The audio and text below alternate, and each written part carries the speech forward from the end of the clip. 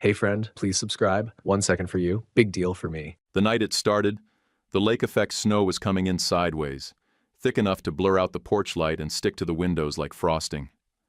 I was standing in my kitchen stirring chili. Nothing fancy, just a throw-it-in-the-pot-and-hope kind of dinner, and pretending I wasn't counting the minutes. My name's Curtis Turner. I was 36 then, teaching third grade in a public elementary school about 10 minutes outside Messina, New York, right up near the Canadian border. Still lived in the house my parents left me. 1 floor, no basement, not much insulation, but it was paid off, and I could get from couch to coffee pot in about 5 steps. That was good enough for me. My wife, Teresa Turner, wasn't exactly the homebody type. She was 35 at the time and ran logistics ops for her family's regional freight business.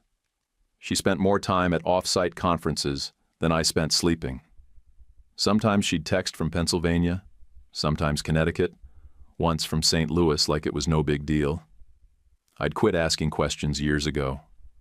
That night, I had her favorite cheap apple pie from the store on the counter, trying to make it feel like something. She was supposed to be home by 8. She called a little before 9. "Roads are trashed," she said. "All the hotels are booked. I'll probably stay overnight near Watertown." Her voice was clipped, professional, like I was a client wasting her time. Before I could say anything, she added, "Don't wait up," and hung up.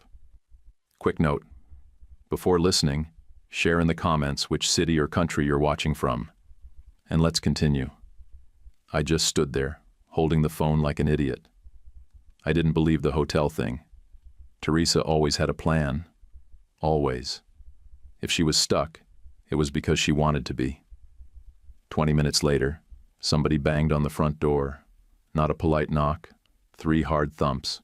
Urgent, like whoever it was didn't want to be out there a second longer. I figured maybe one of the neighbors had spun out or needed help digging a car out. I opened the door and saw a man in his late 60s, bundled up like he was headed for the Arctic. Big brown coat, heavy gloves, snow crusted around his hood.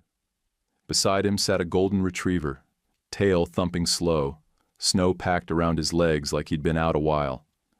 The dog didn't bark or jump, just looked up at me, calm and tired. The man introduced himself. "Name's Harold Perry. Sorry to bother you so late, but I got caught checking on a couple of community folks I help out. Couldn't make it back to town. Phone's about dead. Any chance I could warm up inside for a few minutes? Just the entryway, I swear." He was embarrassed, I could see that. People who ask for help like it costs them blood? That's real. I opened the door wider. "Come in. Take your boots off. I've got the stove going." I set him up at the kitchen table with a mug of tea. The dog, he said the name was Jasper, sniffed around, slow, respectful. Not a stray. Definitely not wild. Perry explained that he worked with a volunteer canine group. Not official police stuff, more transport and fostering. Said he'd found Jasper limping by the side of a county road a few days earlier. No tags, no chip, but clearly trained. "He's been calm since I picked him up," Perry said. "Friendly, bit cautious, but tonight's different." I nodded, half listening, half wondering if Teresa would even bother texting again. Jasper paced the house like he knew it. He didn't jump on furniture, didn't beg, just wandered, tail low. Then he stopped at the door to Teresa's little home office. It used to be my dad's den, back when this was his place. Now it was where Teresa kept her company files, which she never let me near. Jasper stepped forward, nose twitching, then pressed his snout to one of the desk drawers. It was locked, always was. His body went stiff, his ears flattened, and then he growled, low, steady, like he was warning a stranger off. A second later, he started scratching at the wood like his life depended on it. "Hey, hey," I said, stepping over. "Easy, boy." Perry stood up fast, snapped his fingers and said, "Leave it." Calm. Practiced. The kind of voice people use when they've worked with dogs that actually listen. Jasper backed off, but he didn't take his eyes off that drawer. I didn't either. Perry stood next to the table, hand still hovering midair like he expected Jasper to make another move. The dog didn't. But his eyes didn't budge either, fixed on that drawer like it had kicked him once and owed him an apology. "That one's my wife's," I said, nodding toward it. "She keeps business stuff in there. Contracts, logistics forms. Her company's got her on the road more than she's home, so she uses this space to catch up." Perry gave a polite nod. No judgment, no comments. But something in his expression shifted, like a switch flipping behind the eyes. He wasn't just some stranded neighbor anymore. He was processing, collecting details like a guy who knew how to read a situation. Outside, the wind hadn't let up. It kept throwing snow against the house in gusts, loud enough to drown out the hum of the fridge. I grabbed a spare blanket from the hall closet and tossed it over the couch. Perry tried to wave me off. "I'll be out of your hair soon," he said. "Just needed a few minutes." His hands were trembling slightly, even with gloves on. I didn't make a big thing of it. Just pointed to the couch. "Storm's not going anywhere tonight. Might as well be warm." He gave in after a moment, sat down stiffly, and pulled the blanket across his lap. Jasper curled up at the foot of the couch, but his eyes kept darting toward the den, like he was waiting for something else to happen. I turned off the kitchen light and headed to bed, but I didn't get much sleep. Not because I thought Perry was some kind of criminal. He was calm, careful, almost too polite. But Jasper's reaction wouldn't stop looping in my head. That growl wasn't fear. It wasn't aggression either. It was personal. That dog had smelled something inside that drawer, and it hit a nerve. By morning, the snow had gone from loud to heavy, thick and wet, like it was trying to bury the whole world. I made eggs and toast while Perry washed his hands at the kitchen sink, then set a bowl of water on the floor for Jasper and split some bacon between his plate and a paper towel for the dog. Jasper didn't move until Perry gave a little nod. Then he patted over, sat politely, and waited again.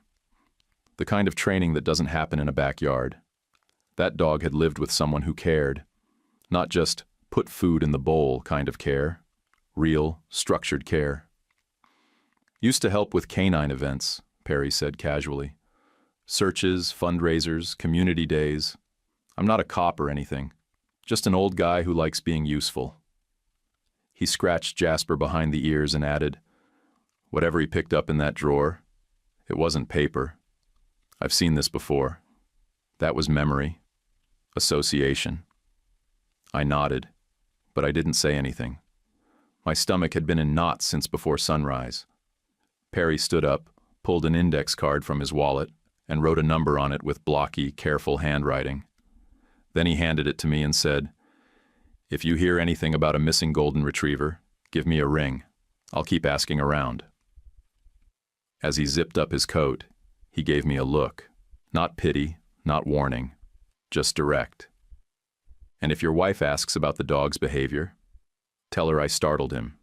Leave yourself out of it." He left it hanging there for a beat, then reached for Jasper's leash.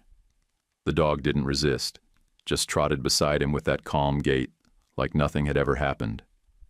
But when they stepped out into the snow, Jasper stopped, turned his head once, looked back at the house. I closed the door. After they left, I walked straight into the den. The drawer was shut tight, locked clean, no visible damage. Just 3 shallow scratch marks near the bottom right edge. The kind that wouldn't show up in bad lighting but were deep enough to feel with a fingertip. The kind that said something inside that drawer didn't sit right. Mid-afternoon, the district sent out a text saying schools would likely stay closed another day. Normally I'd have taken that as a bonus. Extra sleep, a slow breakfast, maybe a couple chores. But the house felt too quiet. Not peaceful. Hollow. Around 5, I got a text from Teresa. Not hi or made it safe. Just, "Don't touch anything in my office. I'll handle it when I'm home." That was it. Cold. Final. I stared at the screen for a long time. Could have been coincidence. Maybe she was being practical. Maybe she'd had a long night. Maybe Jasper was just confused by old smells.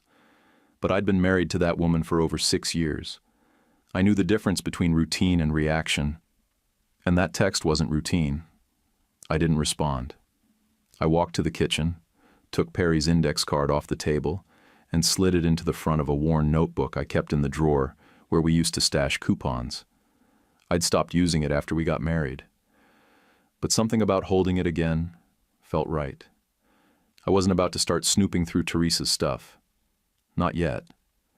But I also wasn't letting that drawer disappear from my memory. There was a reason Jasper went still in that room.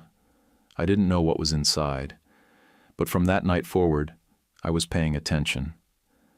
The front door opened a little after 6 in the morning, and I knew it was Teresa before I even turned around. Not because she made noise, she rarely did, but because the air in the house shifted. She came in with that fast, efficient walk like she was late for something, coat still on, rolling suitcase left by the door. She looked wrecked in the way only people with control issues ever do. Her face was pale, eyes tired, but her hair was perfect. Not slept on, not messy. Controlled. She walked past me like I was a chair that had been moved an inch out of place. I stepped toward her anyway, and wrapped my arms around her shoulders. For half a second she stiffened. Just a half beat. Enough for me to feel it. Then I caught the smell. It wasn't her usual clean citrus soap. This was heavier, floral, expensive. The kind of perfume that lingers on coats and doesn't belong in my small kitchen. "You okay?" I asked. "Want some coffee?" She pulled back and gave me a look like I'd asked her for a favor she didn't owe me. "I have a call at 9, she said. "I need sleep." No apology, no explanation. She went straight down the hall and shut the bedroom door with a soft click that somehow felt louder than a slam. Teresa had always traveled. That part wasn't new, but this was different. There was an edge to her that morning, sharp and restless, like she was irritated by the fact that I existed in the same space. Looking back, that's what people do when they're trying to keep you off balance. They act like you're the problem for noticing. I stood there a moment, then picked up her coat from the back of the chair to hang it. As I lifted it, something slipped out of the inside pocket and hit the hardwood with a clean, hollow sound. A key. Small, brass. Not a house key. Too short. Too specific. I stared at it in my palm longer than I want to admit. My first instinct was to put it back and pretend I hadn't seen it. That's what a lot of people would have done. That's what Teresa counted on. But Jasper hadn't scratched that drawer for nothing. Teresa hadn't sent that text unless she thought I might find something. And Perry hadn't looked at me the way he did unless he thought I was standing next to a problem I hadn't named yet. I went into the den and shut the door behind me. The desk was exactly how Teresa left it. Neat, organized, locked drawer right where it always was. I slid the key in and turned it. The lock opened smooth. Too smooth. Like it got used a lot. I pulled the brass key back out and slipped it into my pocket before I even looked inside. Inside were folders stacked neatly, envelopes labeled in Teresa's tight handwriting, a couple of receipts folded clean. All boring, all normal, until my eyes caught something that didn't belong. A watch. It was a women's bracelet watch, silver-toned, thin band, small face, delicate in a way that suggested it wasn't meant for daily wear. It wasn't tossed in there either. It had been placed carefully, wrapped in a soft cloth. I picked it up and flipped it over. The engraving hit me right in the chest. Kayla Hill, 30th birthday. Clean lettering. Professional. A gift. Personal. Not something you misplace. Not something you end up with by accident. My mouth had gone dry when I heard Teresa behind me. She didn't yell. She didn't gasp. She just stood there in the doorway, arms crossed, eyes flat and cold. The look she used at dinner parties when someone said something she deemed beneath her. She stepped forward and took the watch from my hand like I was a kid holding something sharp. "You shouldn't go through my things," she said evenly. "Who's Kayla Hill?" I asked. She didn't hesitate.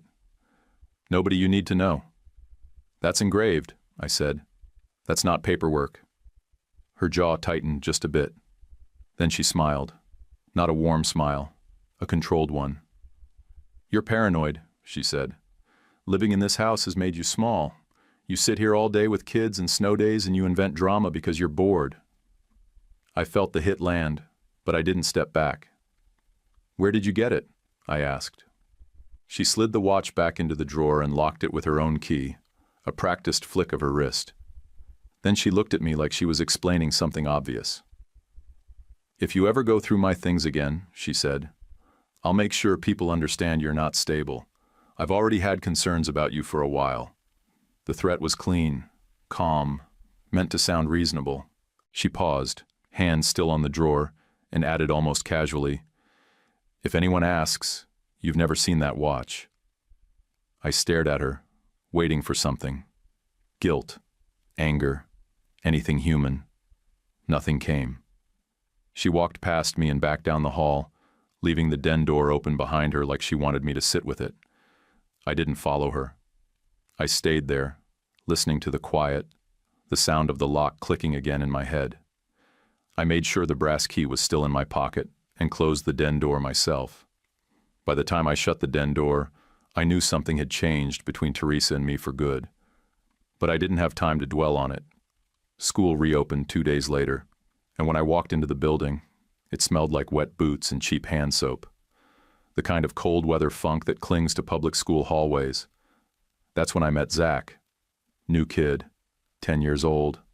Skinny, pale, hair a little too short on the sides like someone had buzzed it in a hurry.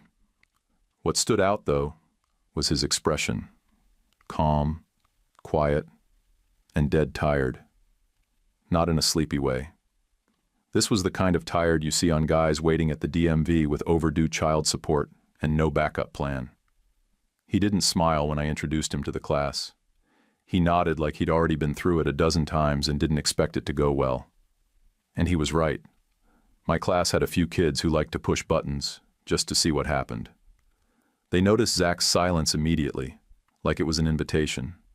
It started small, whispering when he got answers right, snickering when he hesitated, bumping into his desk like it was an accident. Zach didn't blow up. He didn't cry. He just started muttering little one-liners under his breath, dry as toast, like he was narrating the whole disaster for an imaginary audience. When one kid accidentally knocked his math book off the table, Zach said, "Wow, physics is wild today." When another moved his backpack 3 seats over and pretended it wasn't a big deal, Zach just blinked and said, "Guess it walked off. Happens." It was funny. Not in a ha-ha way. In the way where you laugh because you don't want to punch something. I shut it down the same way I always do. No big speeches, no fake bonding moments, just clear rules and follow through. The second time someone touched his stuff, they lost recess. A third incident? Parent call. Fast, boring justice. That's how kids learn. Still, Zach wasn't just dealing with schoolyard nonsense. You could see it in his shoulders. Tense, hunched, like he was bracing for something heavier than name-calling. During recess duty that Friday, he hovered near the jungle gym for a bit, then slowly drifted toward me like he wasn't sure if he was allowed. "Can I ask something kind of weird?" he said, hands jammed into his coat pockets. "Sure," I said. "Do teachers ever get tired of fixing other people's problems?" I looked at him. All the time. Zach nodded like that was the answer he was hoping for. "Cool. So you're qualified." It made me laugh a little. Not much. Just enough to feel like we understood each other. Over the next week, we had a few more of those quiet conversations. By the doorway before class, walking to lunch, waiting for the buses. Nothing dramatic, just Zach dropping little pieces of himself when he thought I wouldn't make a big deal out of them. That's how I found out his mom was Kayla Hill, 39 years old, in a coma after what he called some break-in or whatever. He said it flat, like a weather report. But his hands shook when he zipped his coat one day. I didn't push, just listened. He told me they used to live across the county line, that his mom ran her own business out of their garage and used to make the best waffles on Sunday mornings. He didn't mention a dad, but he did say he had a dog. A golden retriever named Jasper, Zach said. He went missing the same night. He's trained. He doesn't just wander off. Someone took him or scared him off, I don't know. I stood there, hearing my own heartbeat in my ears. What color was he? I asked, trying to keep my voice steady. Standard golden color. Older. Had a scar by his right ear, kind of hidden under the fur. He tilts his head when you say buddy. Like this. Zach tilted his own head and gave a faint smile. He looked up at me and added, "One of the things they took was my mom's bracelet watch. The fancy one with her name on it. Her sister gave it to her on her birthday." I stared at him, still in teacher mode, calm face, even tone. But inside, my stomach sank. I already knew the engraving. That afternoon, Principal Dana Vaughn called me into her office and closed the door behind us. She offered me tea, which I declined. That's how I knew something was off. She sat down slowly and said, "This is just a heads up. The district got a call. Someone asked if you've been okay lately. They didn't give a name, just said they were worried about stress, finances, and erratic behavior." I didn't say anything. "I don't believe any of it," she said, "but I'm supposed to pass it along. Think of this as an early warning, not a warning shot." I nodded once. "Thanks for the heads up." I went straight home after work and called Mr. Perry. "Hey," I said, "that retriever you were fostering, did he have a scar by one ear and a habit of tilting his head when someone says buddy?" There was silence on the other end of the line. Not confusion, recognition. "Yeah," Perry said. "That sounds like Jasper." I didn't wait. That same night I called Perry and told him what I knew, about the watch, about the kid, about the name engraved where it shouldn't be. I kept my voice calm, but Perry heard it in my tone. He agreed right away to bring Jasper by the school parking lot after dismissal. He was worried it might stir something up, but I told him we'd keep it quiet. Zach deserved one good thing. That next afternoon, I stood just outside the front entrance as the buses loaded up and kids scattered like marbles across the icy pavement. Zach walked out with his hood up and his backpack slung low, dragging like the weight was more emotional than physical. Then Jasper spotted him. The dog froze for half a second, ears perked, tail up, and then he was off. Pure motion. His tail whipped back and forth like a flag in a windstorm, and his whole body started that side-to-side wiggle dogs do when they've completely lost their minds with joy. Zach didn't even flinch. He dropped his backpack in the slush like it didn't matter anymore and fell to his knees. Jasper crashed into him like they were reenacting a movie. The dog licked Zach's face over and over, whimpering, snorting, pawing at him like he needed to confirm every inch of him was still there. Zach laughed, not the half-sarcastic chuckles he threw around in class to keep people from getting too close. This was a real, from-the-chest kind of laugh that cracked wide open and didn't care who heard it. He grabbed Jasper's face in both hands and said, "You dumb dog, you're late." Perry stood a few feet back with his hands in his coat pockets, watching the whole thing like it hurt and healed at the same time. The look in his eyes made it clear. He'd gotten attached too.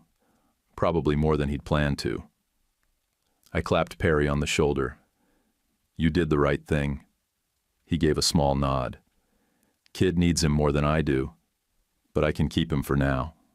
Yards fenced. Quiet neighborhood. No chaos."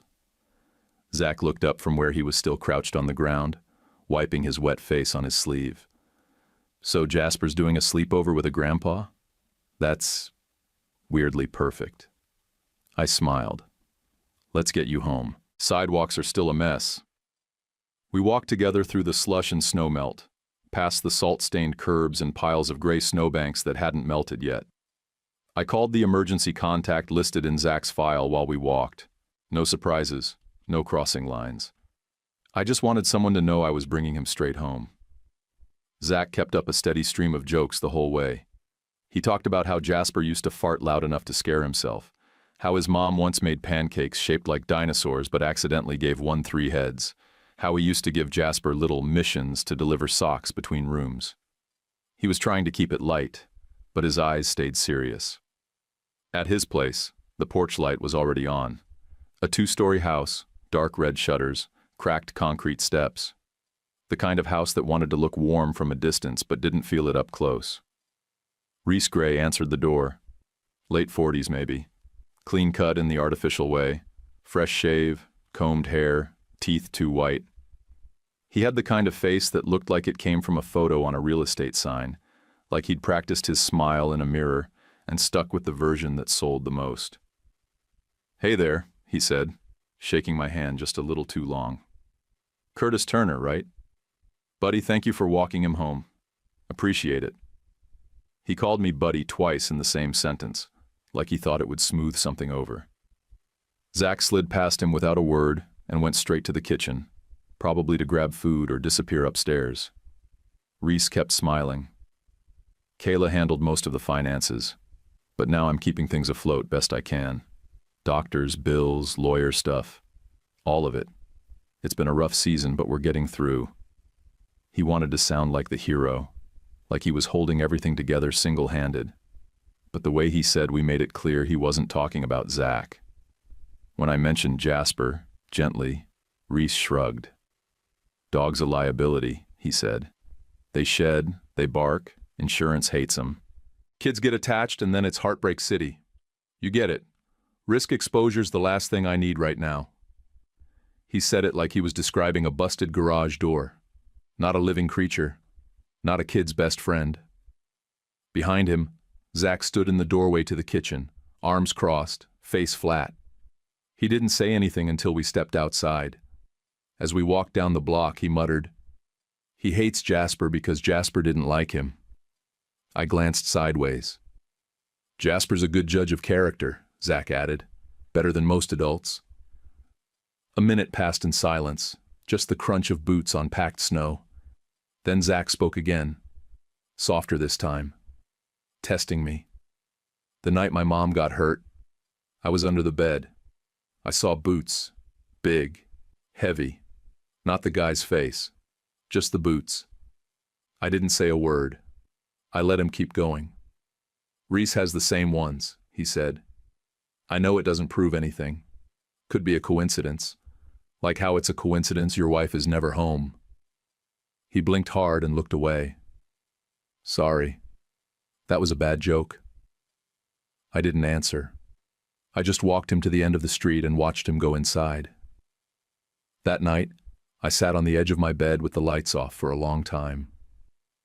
I thought about the smell on Teresa's coat, the way she touched that drawer like it was hers, and mine was to stay in the dark, the way Jasper had gone stiff. Then I picked up the phone and called the non-emergency number for the county sheriff's office. I asked if I could speak with the detective assigned to the Kayla Hill home invasion. The woman on the other end put me on hold, then came back and transferred me. "Detective Elena Marwick speaking." Her voice was sharp, but not harsh. I told her who I was, what I did, and that I had a dog in my life who might be part of her case. I said I wasn't trying to accuse anyone. I just thought something might matter, even if I couldn't prove it yet. She didn't hang up. She said, "Go on." Detective Marwick said, "Go on." And I did. Everything I could tell her without sounding like a man chasing shadows. But the next real blow came at home. That weekend, Teresa was back in the house like nothing had happened. She moved through the kitchen with her mug of tea, checking her phone, making notes in a planner she never let me read. I waited until the moment felt halfway calm, then I brought up the watch again. I didn't accuse her. I asked, plain and careful, "That bracelet watch in your drawer, are you ever going to tell me where it came from?" She didn't raise her voice, didn't flinch. She just turned slightly, placed one hand on the locked drawer like she was shielding it from wind, and gave me that slow, patient tone people use with toddlers. "It's work paperwork, Curtis. You're inventing things again." It wasn't a denial. It was a performance. Like she was already practicing what she'd say to someone else about the interaction. She reached across the counter and touched my wrist like it was part of the script. "I think the stress from teaching is finally catching up with you. You haven't been sleeping. You've been quiet." "I'm quiet because I'm thinking," I said. Exactly, she said. And spiraling. You should talk to someone before you embarrass yourself. She said embarrass the way some people say self-destruct. Real soft, but with barbed wire underneath. Then, like it was no big thing, she added, I already mentioned it to someone at the district. They've got support resources. It's totally confidential. I didn't answer. I just stared at her. She smiled and walked off like she'd solved a problem. The next day, Principal Vaughn asked if I could swing by her office after lunch. She closed the door and said HR wanted to schedule a wellness meeting. Language I'd never heard directed at me before. They were checking in about stress, work-life balance, fitness for duty. Vaughn looked uncomfortable even reading the phrases off her notes. That's when I understood what Teresa was doing. She wasn't just hiding something. She was building a narrative, one where I was unreliable, paranoid, one where, if I ever opened my mouth, people would smile kindly and dismiss it as burnout or instability. And then Reese showed up again, this time in my inbox. The email was casual, overly friendly. Said he wanted to offer me cash to tutor Zach privately. Said Zach responds well to male role models, and he wanted to create a stable routine. The words looked nice, but the tone read like surveillance, like he was fishing to see what I knew, or worse, to get closer to whatever I might be watching. I wrote back a short, polite no. Told him I wasn't taking private students. He replied within the hour with a smiley face at the end of his message that didn't match the words. No worries. We all have choices. That line stuck in my head longer than it should have. I forwarded the exchange to Principal Vaughn and copied Detective Marwick, just so there'd be a record, just in case. I didn't tell Teresa. I didn't say a word. I just started keeping a notebook in my glove compartment. Nothing dramatic, just dates, notes, Teresa's travel schedules, when she came home angry, when she left and didn't say where she was going, when I got calls from HR, when Reese reached out again. I felt stupid doing it at first, like one of those guys who starts writing everything down like it's evidence. But I also felt a little less alone. The only adult I actually trusted enough to talk to was Perry. I told him the basics, no names, no drama, just that I felt like I was being turned into someone I wasn't. He sat across from me in his kitchen, pouring coffee for both of us, and said, "You ever notice how manipulators never try to disprove the truth? They just go after whoever's saying it." Then he leaned forward and said, "She's not fighting what you know. She's fighting you, trying to make you the unreliable narrator." He was right. I didn't want him to be, but he was. One afternoon at school, I stopped by the front office to drop off a discipline slip, and I heard the secretary mention something about Hawthorne Freight. I froze in place. She was on the phone with a vendor, confirming which companies had submitted bids for the upcoming student meals and supply transport contract. Hawthorne Freight was Teresa's family company. She never once mentioned their name being in the mix for school contracts. If anyone ever wanted to paint me as involved, say I'd slipped a number, steered a process, I'd be finished. It wouldn't take a court ruling. Just a whisper. That's all it takes in small towns. That night, I sat in my truck longer than usual before going inside. I couldn't unsee the pattern anymore. Teresa wasn't hiding some affair. This wasn't about cheating. It was bigger. She was tying herself to Reese's money play through the school, and if things got ugly, she'd paint me as unstable and conveniently involved. A week later, Perry invited me over again. Said Jasper had been acting strange, and he thought I'd want to see. I walked into Perry's living room, and Jasper came bounding over, tail wagging, big wet head pressed into my jacket. Normal. Sweet. Then Perry reached over to a side chair and picked up a scarf. It was Teresa's, gray with those little stitched diamonds on the ends. She'd left it in my car about 2 months back. I hadn't touched it since. Perry set the scarf on the chair, and Jasper stopped wagging. His whole body changed. Not angry, not scared, just locked up. Eyes hard, shoulders tense, tail still. He stared at the scarf like it was a threat. He didn't bark. He didn't growl. He just backed away slowly, eyes fixed on that thing like it was going to move on its own. Perry knelt down beside him and didn't say a word for a few seconds. Then he said, soft and steady, "That dog is telling you her scent is tied to something bad." I swallowed hard. "I know," I said. "I've been trying not to believe it, but I do." The words were barely out of my mouth at Perry's place when I felt the shift in my own chest. Once you say it out loud, there's no pretending anymore. I drove home that night with the window cracked, even though it was freezing, just to keep myself alert. The next day at school, I passed around a big construction paper card the kids had made for Kayla. Stick figures, glitter glue, well wishes in third-grade handwriting. Zach added a little drawing of a dog that looked suspiciously like Jasper, except with a cape. I brought it to the hospital that afternoon after work and asked the front desk to pass it along. Didn't expect anything. I just didn't want Zach thinking the world had already moved on without her. On my way out, a nurse caught me near the vending machines. Mid-40s, brown ponytail, sensible shoes, sharp eyes. She looked me up and down before asking, "Are you Mr. Turner? The teacher?" I said yes. She stepped a little closer, lowering her voice. "I'm Shannon Reed. Kayla's sister mentioned you've been steady for Zach, that you've been helping." Then she glanced over her shoulder and said, "Be careful." She didn't hand me rumors. She handed me facts. "Before the attack," Shannon said, "Kayla had been asking to speak with a social worker and a lawyer. She didn't say much, but she was worried. Said her partner, Reese, was pressuring her to sign things. Medical power of attorney. Some kind of trust paperwork." I didn't interrupt. Just listened. Every word felt like another puzzle piece falling into place. She also mentioned something about changing beneficiaries. She didn't say what exactly, but it was tied to her business somehow. She was scared. That's not gossip. That's from my own chart notes. "Thank you," I said. "Really." As I walked out to the parking garage, I took the back stairwell like I always did. Less crowded, easier to think. At the second-floor landing, I caught movement out of the corner of my eye. A woman in a charcoal gray coat stepped out of the stairwell on the opposite side. She moved fast, purposeful, that squared shoulder walk I knew better than I wanted to. For a split second, I thought, that's Teresa.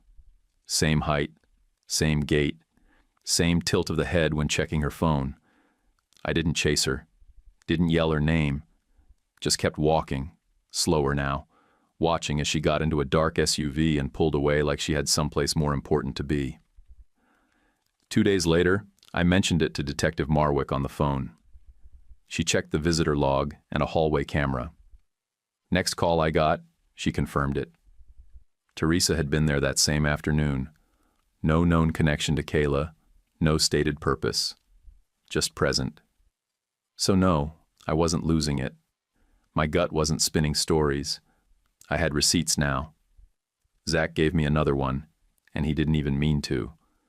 We were walking back from lunch one day, him rattling off nonsense about how Jasper once swallowed a sock whole and acted like nothing had happened. Then, out of nowhere, he said, "Reese has these boots, big chunky ones with the little red logo on the tongue. He bought a matching pair for the guy who helps him." I slowed down. "The guy who helps him?" Zach shrugged. "Yeah, he called him his problem solver. Said real men buy gear that lasts." Went on about it for ever. The box was in the garage for weeks. Had the receipt taped to the top, like he wanted me to memorize it. He didn't know why my face changed. I didn't tell him. But I knew. Those were the boots he'd seen from under the bed. He hadn't said it directly, but the pattern was right there. Reese. Matching boots. The night of the attack. Teresa showing up at the hospital like a ghost.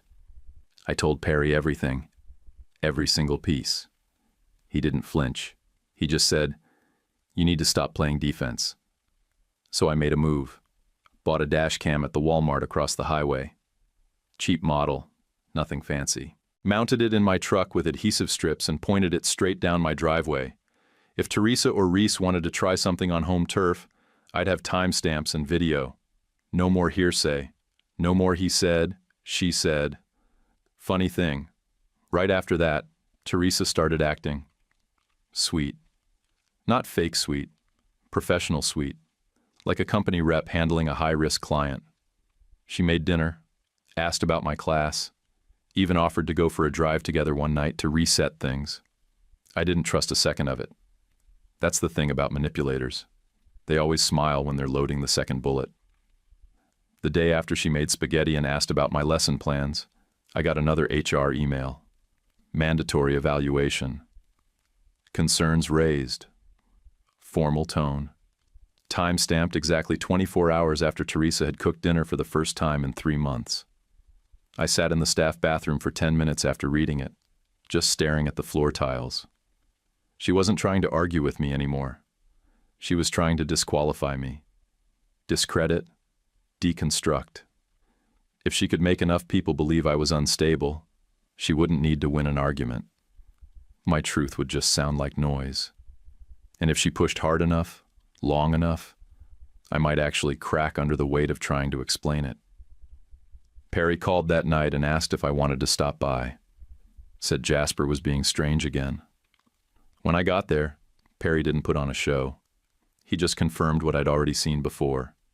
Jasper still reacted to Teresa's scent like it was tied to something dangerous.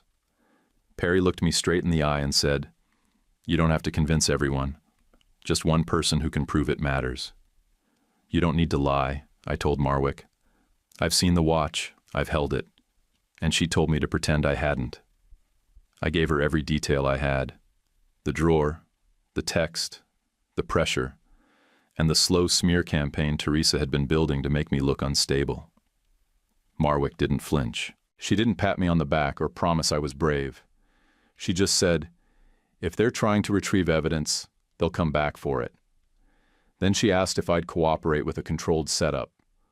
Officers would be in the home, low profile. You'd give written consent. We'd stay out of sight. Done by the book. I said yes before she even finished the sentence. At that point, I was already in the middle of it. Might as well do it the right way. We picked a night that lined up with bad weather. Forecast said snow starting at dusk and getting worse through midnight. Wind, poor visibility, icy roads. The kind of night someone might use to move through town unnoticed. I told Teresa I needed one honest conversation. That I'd found something in her drawer I didn't understand. I kept my voice calm, just like she taught me. Perry came over that evening with Jasper and settled in at my kitchen table. Jasper, thrilled to be part of whatever we were doing, dropped a soaked tennis ball at Marwick's boots and waited like it was his job. She didn't kick him out, just nudged the ball aside with her foot and said, "Dog's better trained than most adults I know." Using the same small brass key I'd taken from Teresa's coat, I unlocked the drawer just long enough for Marwick to tuck a tiny recorder beside the lockbox, and for me to lay a plain white envelope on top. No note inside, just a decoy. We didn't plant evidence. The watch was already there. If Teresa came back, it wouldn't be because she had questions. It would be because she couldn't help herself. By 11 o'clock, the snow was thick as fog. Wind slapped the porch like it had something personal to say. I was standing in the living room, lights low, pretending to flip through a book when I saw headlights cut across the wall. 2 vehicles, pulling into the drive, too fast for the conditions. My dash cam caught both. Teresa came through the door like she was late for a presentation.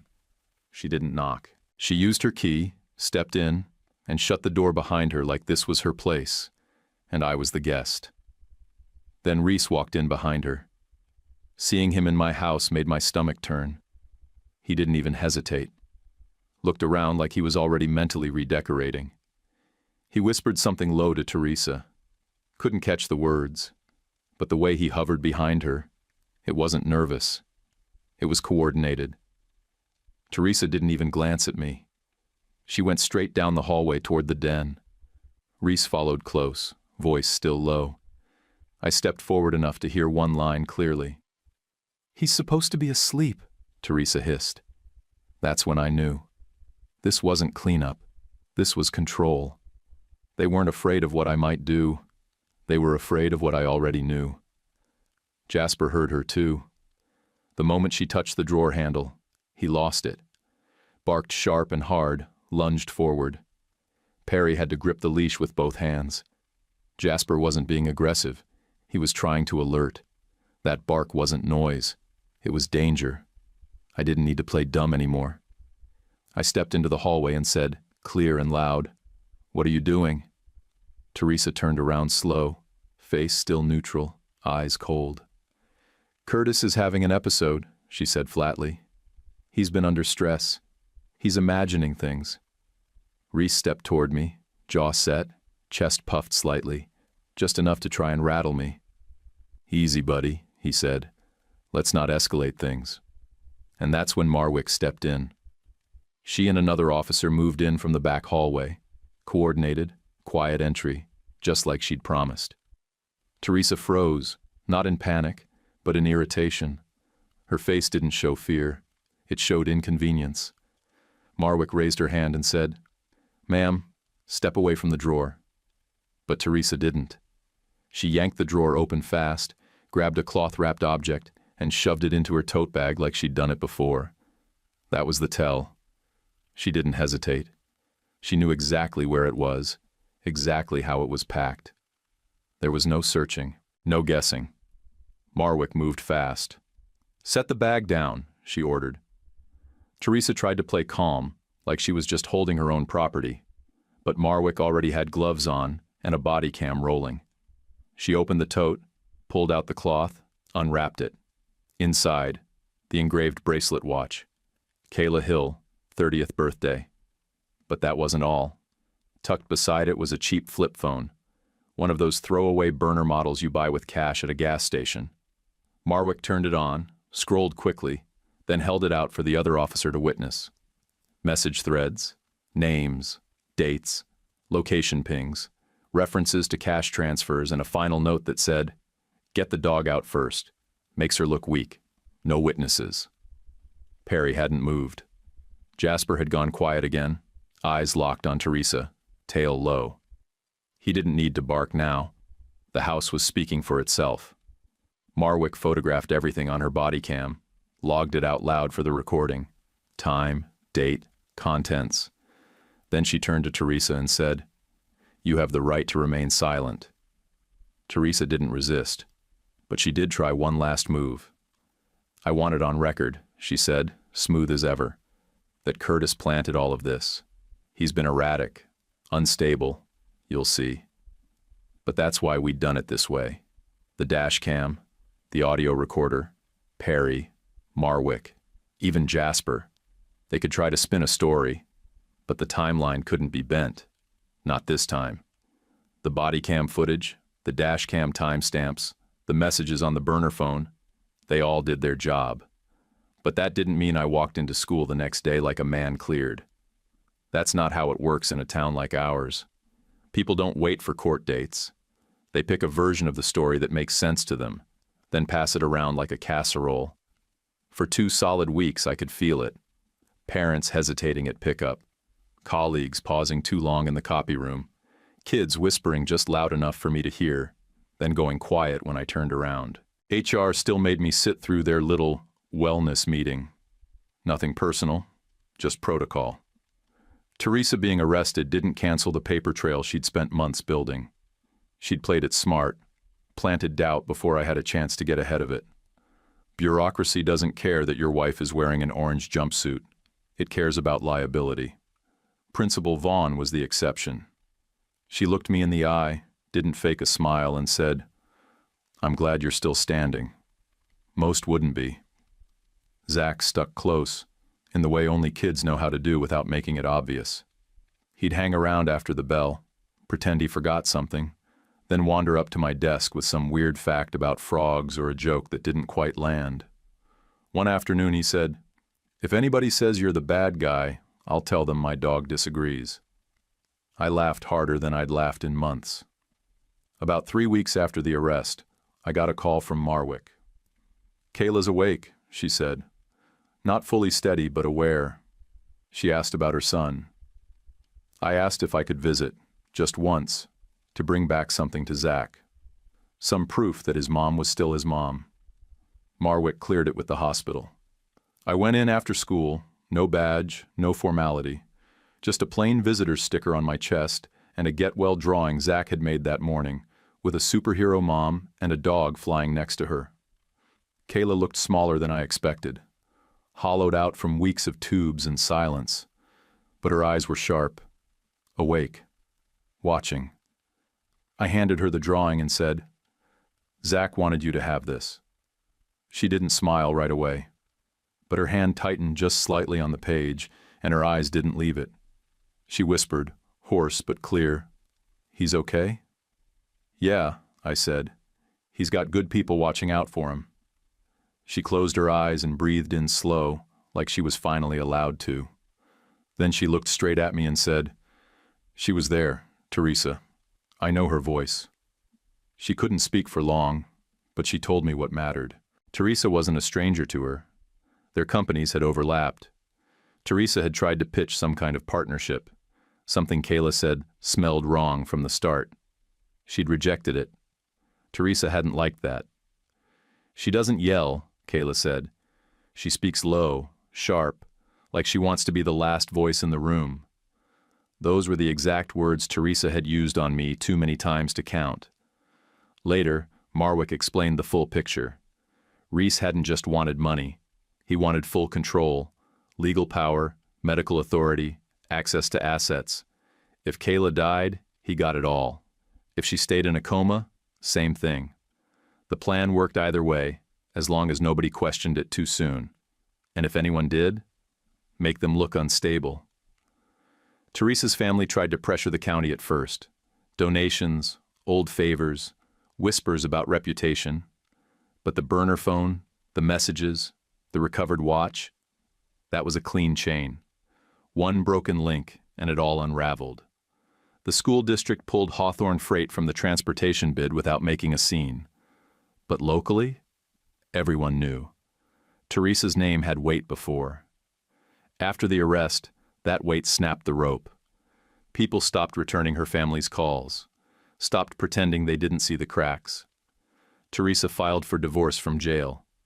Through a lawyer, of course. Claimed I was emotionally abusive. Said I'd become erratic and controlling over the past year. The irony would have been hilarious if it didn't threaten my job.